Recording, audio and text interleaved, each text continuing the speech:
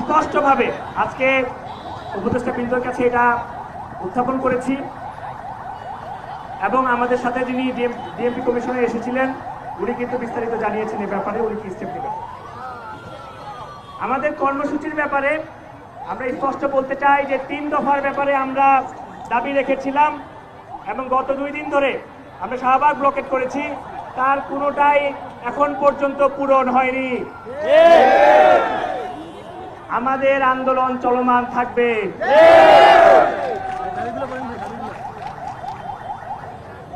আমরা একটি কমিটি গঠন হয়েছে, কমিটির সেই গঠিত হওয়া এবং আমরা যে 3 জন উপদেষ্টার সাথে বসতে চেয়েছিলাম তাদের সাথে মিটিংয়ে আমরা স্পষ্টভাবে এই কমিটির অনুপযুক্ততা উল্লেখ করেছি।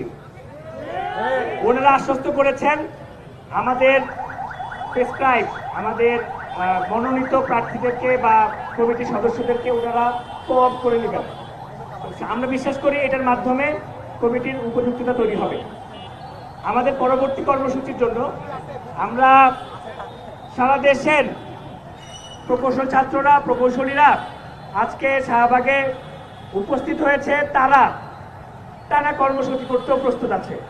কিন্তু জনগণের দুর্ভোগের কথা চিন্তা করে আমরা জনদুর্ভোগপূর্ণ কোনো কর্মসূচিতে ইমিডিয়েটলি যাব না। আমরা আগামীকাল বিকাল 5টায় আমাদের সাংবাদিক ভাইদের উপস্থিতিতে দ্য ইনস্টিটিউট অফ ইঞ্জিনিয়ার্স এর কাউন্সিল হলে সাংবাদিকদের নিয়ে সভা এবং পরবর্তী কর্মসূচির জন্য একটি সভা আহ্বান করছি। আমরা লক্ষ্য করেছি সারা দেশের মানুষ, সাধারণ মানুষ যেমন এই বৈষম্যটা এই সমস্যাটা অ্যাড্রেস করতে মানে তাদের সেই আয়ত্তে নাই, একইভাবে সাংবাদিকদেরকেও আমাদের এই ব্যাপারটা বোঝানোর ব্যাপার রয়েছে। আমরা আজকে যখন উপদেষ্টাদের সাথে গিয়েছি তারাও এই সমস্যা সম্পর্কে অবগত নন। তার মানে পলিসি মেকার যারা বসে আছেন, এর পূর্বেও আমরা বিভিন্ন প্রতিষ্ঠানের যেই এমডি এবং চিফ ইঞ্জিনিয়ারের সাথে বসেছি, সেখানেও আমরা সেম প্যাটার্ন লক্ষ্য করেছি।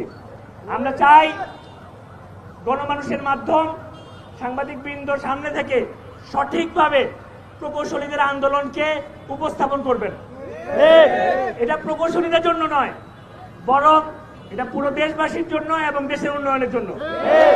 ডিএমপি কমিশনারকে জানিয়েছি এটা তদন্ত হইতে হবে এবং তার বিরুদ্ধে ব্যবস্থা গ্রহণ করতে হবে।